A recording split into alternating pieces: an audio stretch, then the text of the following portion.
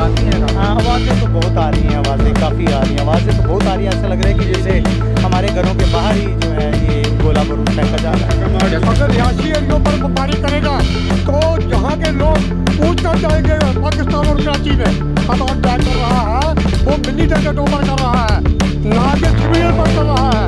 अगर यही हालत रही जो सिविलियन पर करता रहा तो हिंदुस्तान भी मजबूर हो जाएगा अटैक करने के लिए सिविलियन पर। नापाक घटना है तो उसको शर्म आनी चाहिए कि एक सिविलियन एरिया में जो है ऐसी हरकत उनको नहीं करनी चाहिए, क्योंकि पाकिस्तान एक सेफ पैराडाइज है टेररिस्ट के लिए और वो कभी भी नहीं मानता कि हम टेररिस्टों को पालते। ये तस्वीरें आप देख सकते हैं जम्मू से, जहां पर एक और ड्रोन सुबह सुबह 5 बजे गिर जाता है।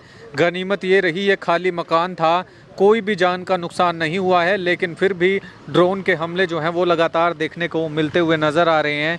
एक घटना जो है वो हमने पहले दिखाई थी जहां पर रिहायशी इलाके में ड्रोन गिर जाता है, जिसके बाद से काफ़ी नुकसान हो जाता है। गाड़ियां टूट जाती हैं, घर की ऊपरली छत है वो टूट जाती है, घर के लोग जो हैं घर छोड़ने पर मजबूर हो गए हैं और घर छोड़कर चले भी गए हैं। तो ऐसे में शंभू मंदिर के पास जो है एक और घटना होती है। उस घटना से करीब 5 किलोमीटर के आसपास की ये घटना है और आगे भी एक और ड्रोन जो है वो गिरा है। तो मेन सड़क है ये जो आप देख पा रहे हैं। ड्रोन के जो हमले हैं वो लगातार बढ़ते हुए नज़र आ रहे हैं और रात से ही ड्रोन देखने को मिले हैं और जम्मू के अंदर इस वक्त हम मौजूद हैं। जहां जहां ड्रोन के हमले हुए हैं वो तस्वीरें जो हैं वो आपको दिखाते हुए नज़र आ रहे हैं। आप देख पा रहे हैं और भी तमाम लोग हैं, इनसे बातचीत करना चाहेंगे। क्या कुछ बताना चाहेंगे जी? घटना हुई है, ड्रोन लगातार गिरते हुए नज़र आ रहे हैं और भारतीय सेना जवाब भी दे रही है। ये जो हल्की कार्रवाई पाकिस्तान कर रहा है और रिहायशी इलाकों में बमबारी कर रहा है, ये बिल्कुल गलत कर रहा है।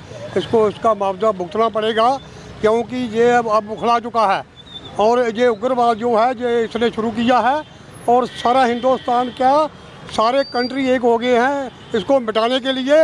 ये बाज आ जाए, अगर ये अपनी कार्रवाई लोगों पर ऐसे ही रखेगा, अगर रिहायशी एरियो पर बमबारी करेगा तो जहाँ के लोग कूच कर जाएंगे पाकिस्तान और कराची में। हम ये कहना चाहते हैं, इसको बारिक देना चाहते हैं कि ये बाज आ जाए। नापाक हरकत है क्योंकि सिविलियन को बिल्कुल नापाक हरकत है, सिविलियन पर ये कर रहा है, बुखला गया है। ये बेसिकली जो हिंदुस्तान अटैक कर रहा है वो मिलिटेंटों पर कर रहा है, ना कि सिविलियन पर कर रहा है। अगर यही हालत रही जो सिविलियन पर करता रहा तो हिंदुस्तान भी मजबूर हो जाएगा अटैक करने के लिए सिविलियन पर। बिल्कुल इनका साफ तौर पर कहना है कि भारतीय सेना जो है आतंकवादियों पर लगातार अटैक कर रही है, लेकिन पाकिस्तान की सेना जो है वो बाज नहीं आ रही और सिविलियन को निशाना बना रही है। आप यहीं से हैं? हाँ, आई एम फ्रॉम रूपनगर। कितना समय हुआ है आपको यहाँ पर रहते हुए? हमें हो गए हैं कोई 15-20 साल हो गए। तो पहली घटना है या फिर हाँ, ये पहली घटना है, पाकिस्तान की नापाक घटना है। तो उसको शर्म आनी चाहिए कि एक सिविलियन एरिया में जो है ऐसी हरकत उनको नहीं करनी चाहिए। जैसे कि हमारे प्रधानमंत्री ने भी कहा है कि उनकी जनता के साथ हमारा कोई भी बैर नहीं है और उनकी हालांकि आर्मी की या नेवी की एस्टेब्लिशमेंट पे भी हमारी कोई कार्रवाई नहीं है, खाली उनके टेरर कैंप्स को तबाह किया जा रहा है। लेकिन पाकिस्तान को हम भी ऐलान करते हैं कि हमारी फोर्सेस सक्षम है। इवन लोगों में भी आज जज्बा है कि हो सकता है कि आने वाले टाइम में अगर ये बाज नहीं आया तो लोग भी जो है बॉर्डर की तरफ कूच करेंगे और उनके लिए मुश्किलों का सामना करना पड़ेगा। धन्यवाद। पाकिस्तान तो आतंकवाद के साथ है, क्योंकि जब भारतीय सेना ने जवाबी कार्रवाई की है, आतंकवादियों को मार गिराया, तो वो श्रद्धांजलि देते हुए नजर आ रहे थे आर्मी। देखिए, उनकी तो ये हरकतें आज की नहीं है, हम तो बचपन से उनकी ये हरकतें देखते आए हैं, क्योंकि पाकिस्तान एक सेफ पैराडाइज है टेररिस्ट के लिए और वो कभी भी नहीं मानता कि हम टेररिस्टों को पालते पोसते हैं। लेकिन ये सारे दुनिया को पता है और आज उन्होंने खुद ही मुजाहरा कर दिया है श्रद्धांजलियाँ दे के। उनके आर्मी के लोग, उनके प्रधानमंत्री, उनके प्रेसिडेंट और चीफ ऑफ आर्मी स्टाफ ने जब श्रद्धांजलि के लिए फूल भेजे और उनकी आपने देखे होंगे टीवी में जो कवरेज में आ रहा था कि उनके लोग वर्दियों में उनको जो है वो आखिरी अलविदा कह रहे हैं। तो इसका मतलब है कि ये प्रूफ हो गया वर्ल्ड कम्युनिटी के सामने कि वो डेफिनेटली पलता पोसता है और वो खुद भी मजबूरी में ज़िंदगी जी रहा है। लेकिन मुझे समझ नहीं आता है कि वो ऐसा क्यों कर रहा है। तो अभी रूपनगर का इलाका पड़ता है? हाँ, ये रूपनगर है, ये अपर रूपनगर है। देर आर 2 रूपनगर से, एक लोअर रूपनगर है, एक अपर रूपनगर।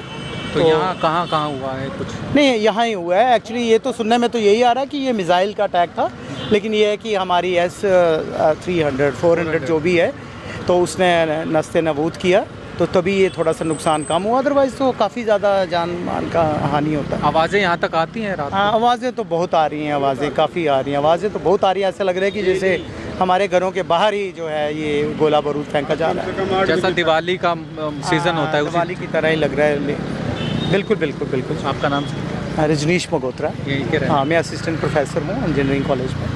तो फिलहाल देखिए तस्वीरें जो हैं लगातार हम आपको दिखा रहे हैं, कई घटनाएं जो हैं वो होती हुई नज़र आई हैं। एक बार आप देख सकते हैं पाकिस्तान की नापाक हरकत देखने को मिली है। लगातार जम्मू कश्मीर में सिविलियंस को निशाना बनाकर उन पर लगातार ड्रोन से अटैक जम्मू में होते हुए नज़र आ रहे हैं। पहली घटना हमने आपको बताई जहां से हम 300 मीटर दूर थे और उसके बाद से 5 किलोमीटर का ये एरिया पड़ता है और एयर टू एयर की बात करें तो तकरीबन 2 से 2.5 किलोमीटर का जो इलाका है वो पड़ता है। रूपनगर में इस वक्त मौजूद हैं, शंभू मंदिर के पास लगातार सुबह 5 बजे 2 ड्रोन हमले हुए, जिसके बाद की ये तस्वीरें हम आपको सीधा ग्राउंड रिपोर्ट हम आपको दे रहे हैं। आप देख रहे हैं बी न्यूज़, मैं बंटी लामसर जम्मू से आप सभी के साथ लाइव। धन्यवाद।